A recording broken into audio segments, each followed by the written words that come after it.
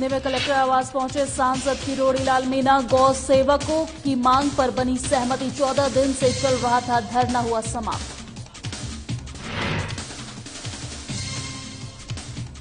पाली में बीजेपी कार्यकर्ताओं ने किया जन आक्रोश यात्रा को रवाना। रथ यात्रा का जगह जगह हुआ स्वागत। कांग्रेस सरकार की विफलताओं को लेकर लोगों तक पहुंचने का उद्देश्य।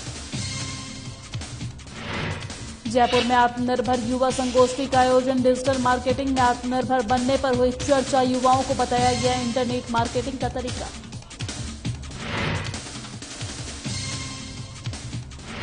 नागौर में निःशुल्क कैंसर रोग शिविर हुआ संपन्न। कुल 135 मरीज हुए लाभान्वित। जयपुर की चिकित्सा टीम ने की मरीजों की जांच। सिकंदरा में आबादी क्षेत्र के पास लगी कोयला फैक्ट्री की धुआं से परेशान ग्रामीण। फैक्ट्री बंद कराने को लेकर ग्रामीणों ने सौंपा ज्ञापन। नमस्कार, स्वागत है राजस्थान के हमारे इस खास बुलेटिन में। मैं हूं आपके साथ दिव्या सिंह। खबरों की शुरुआत करते हैं। बंदी में नंदीशाला की मांग को लेकर दिए जा रहे धरने के आज 14वें दिन गोपाल गौ सेवा संस्थान बूंदी के गौ सेवकों ने आज राज्यसभा सांसद किरोड़ी लाल मीणा, विधायक चंद्रकांता मेघवाल का साथ मिला है उन्हें। वही धरने पर गौ सेवकों को संबोधित करते हुए किरोड़ी लाल मीणा ने नंदीशाला की मांग को लेकर 14 दिन तक चले धरने को गौ माता और गौ सेवकों का अपमान बताया है। वही मीणा ने कहा है कि जब सरकार ने प्रत्येक जिले में 3 नंदी गौशालाएं और पंचायत स्तर पर 5 गौशालाएं खोलने की बात कह रही है तो उस पर अमल किया जाना चाहिए।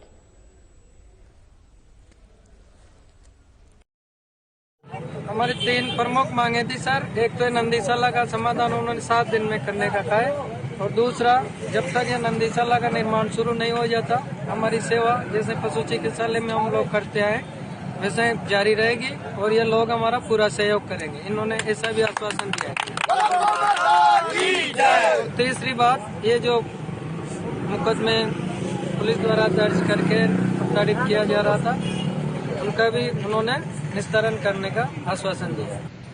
जी देखिए, मैं आपको बताना चाहूंगा कि सहमति इस बात पे बनी कि जो धरनार्थी थे वो नियमानुसार आवेदन करेंगे तो उस पर नियमानुसार त्वरित गति से कार्रवाई कर दी जाएगी। एक तो इस बात पे सहमति बनी। दूसरा, जो पूर्व में जिला स्तरीय नंदी गौशाला का था तो हमने उनको अवगत कराया कि हमने हमारी तरफ से संस्था को चिट्ठी लिखी हुई है, वो जैसे भी जवाब देंगे तो उसमें भी समयबद्ध तरीका से काम होगा। 4 साल की जो बात होती है उसमें 2 साल तो कोविड में ही चले गए। इसके अलावा जमीनें देखी भी गई, लेकिन जहां संस्था जमीन चाहती थी वहां जमीन किसी कारण से अवेलेबल नहीं हो पा रही थी, तो उसमें भी हम हमारी पूरी कोशिश कर रहे हैं कि समयबद्ध तरीके से जमीन का आवंटन। और पाली में भारतीय जनता पार्टी ने विधानसभा जन आक्रोश यात्रा रथ को हरी झंडी दिखाकर पाली से रवाना किया है। वह इस अवसर पर जिला कोषाध्यक्ष रामकिशोर साबू, शिवाजी मंडल अध्यक्ष पुखराज बाजार, युवा मोर्चा अध्यक्ष ऋतिक बाजार समेत तमाम बीजेपी कार्यकर्ता मौजूद रहे हैं। और चौपाटी पर आयोजित चौपाल में संबोधित करते हुए विधायक ज्ञानचंद पारख ने कहा है कि पिछले भारतीय जनता सरकार की सभी जन कल्याणकारी योजना इस सरकार ने वर्तमान में बंद कर दी है और इसलिए जन आक्रोश आंदोलन कर गांव-गांव बूथ-बूथ पर जाकर सरकार की विफलताओं को आम जन को बताना है। विधानसभा संयोजक तिलोक राम चौधरी ने बताया है कि प्रताप मंडल के विभिन्न वार्ड में रैली निकाली गई है और महिला चौपाल में भी रथ का जगह जगह पर स्वागत हुआ है।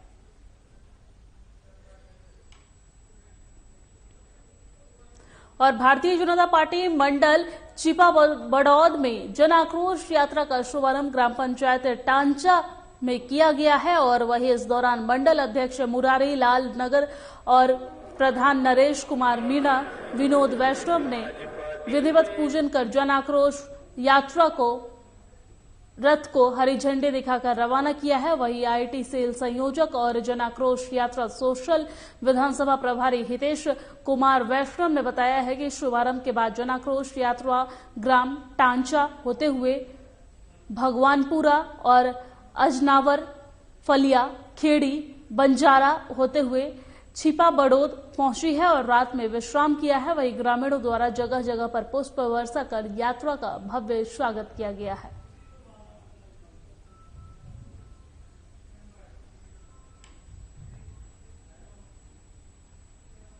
और जयपुर में आदर्श विद्या मंदिर में आत्मनिर्भर युवा संगोष्ठी का आयोजन किया गया है, जहां डिजिटल मार्केटिंग के जरिए कैसे आत्मनिर्भर बन सकते हैं, इसको लेकर इंफोनिक ट्रेनिंग एंड डेवलपमेंट सेंटर के निदेशक प्रियांक दधीश ने युवाओं को संबोधित किया है, जहां उन्होंने युवाओं को बताया है कि किस तरह से इंटरनेट मार्केटिंग के तरीके को सीखकर कुछ बड़ा कर सकते हैं और अपनी पहचान बना सकते हैं। वहीं इस अवसर पर दाधीच युवाओं से रूबरू हुए हैं और जहां उन्होंने बताया है कि आने वाले समय में डिजिटल मार्केटिंग बहुत जरूरी स्किल बन जाएगा और ऐसे में 11वीं और 12वीं के स्टूडेंट्स भी इससे प्रेरणा लेकर अपने भविष्य के लिए एक कदम उठा सकते हैं।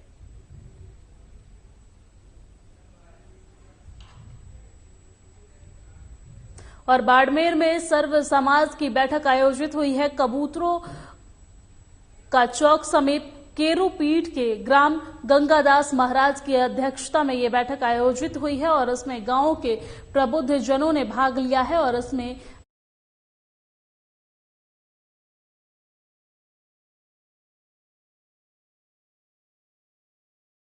राम द्वारा संत पर कई तरह के आरोप लगाए गए हैं और बेदखल करने के लिए एकजुट होने की बात कही गई है। गंगादास महाराज ने मौजूद ग्रामीणों को संबोधित करते हुए कहा है कि रेण पीठ के अंतर्गत थम्बयात स्थान भोजस है और इसके अधीनस्थ केसु राम द्वारा है।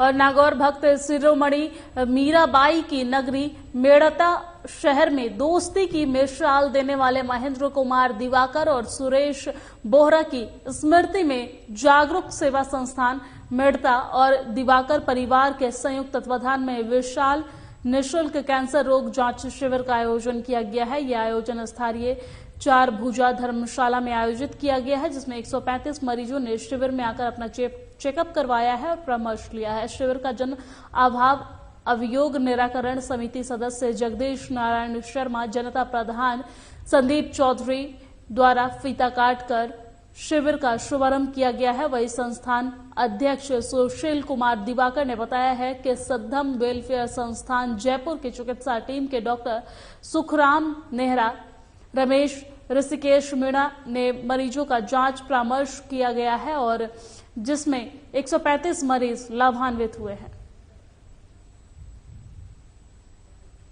शहर में सेवा की अनूठी परंपरा है और अलग अलग व्यक्ति अलग अलग फील्ड में अपनी अपनी सेवाएं हमेशा तक देते हैं। इसी क्रम में जागरूक युवा संस्थान जो है वो लंबे समय से इस मेड़ता शहर में ईएनटी के कैंप, ब्लड के कैंप हमेशा ये अपनी ओर से आयोजित करते हैं। इनके कार्यकर्ता सभी आज इस मेड़ता शहर में 70वां कैंप 4 भुजा धर्मशाला में रखा गया है, जिससे मेड़ता के आसपास के जितने भी लोग हैं, कान नाक गला के जो भी रोगी हैं, उनको और डूंगरपुर जिले सहित प्रदेश भर में 6 दिन पहले मुख्यमंत्री बाल गोपाल योजना के साथ निःशुल्क स्कूल यूनिफॉर्म वितरण योजना का उद्घाटन किया गया है, लेकिन डूंगरगांव जिले में 2000 से अधिक के स्कूलों के बच्चों को अभी तक यूनिफॉर्म का कपड़ा नहीं मिला है और डूंगरपुर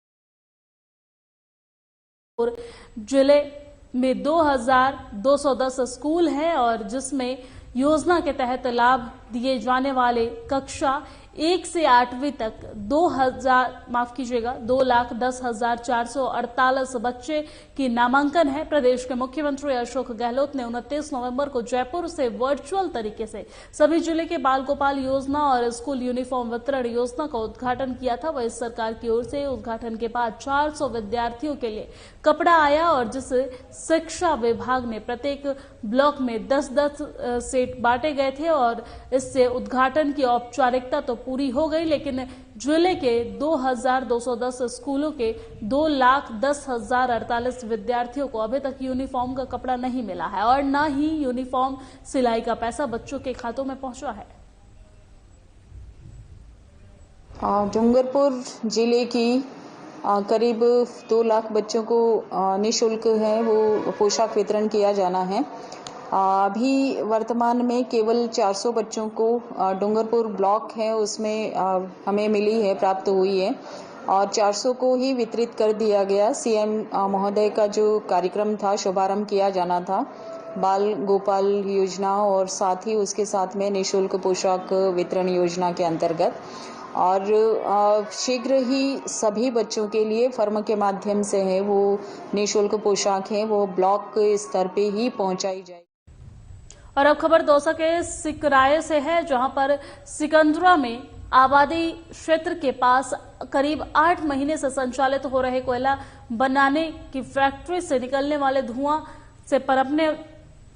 पनपने लगी है और जिससे सांस और हृदय रोग बीमारी को लेकर आज दर्जनों ग्रामीणों ने सिकंदरा थाने पर पहुंचकर थाना प्रभारी कमलेश मीणा को ज्ञापन सौंपा है और कोयला फैक्ट्री को बंद कराने की मांग की है। ग्रामीणों ने बताया है कि कोयला बनाने की फैक्ट्री में लगी भट्टियों से काम लेने वाले केमिकल से भट्टियों से निकलने वाली धुआं से लोग अति परेशान हैं। ग्रामीणों ने ज्ञापन देते हुए बताया है कि कोयला बनाने वाले फैक्ट्री में कृषि सिंचित भूमि में संचालित हो रही है और ग्रामीणों ने प्रशासन द्वारा कोयला फैक्ट्री बंद नहीं करने पर आंदोलन करने की चेतावनी भी दी है।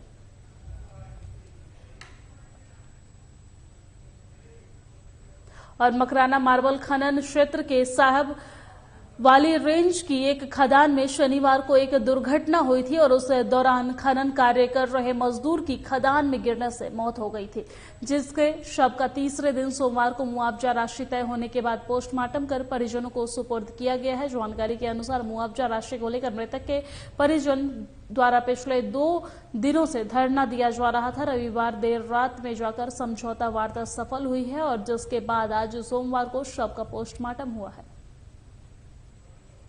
डालूराम, जाति मेघवाल, उम्र 55 साल, निवासी मालियों की ढैनी, थाना मकराना। दिनांक 4/12/2022 को खान में अचानक पत्थर गिरने से मृत्यु हो गई, जिसका पोस्टमार्टम। और मेरे साथ राजस्थान की खबरों में फिलहाल इतना ही। मुझे दीजिए इजाजत। नमस्कार।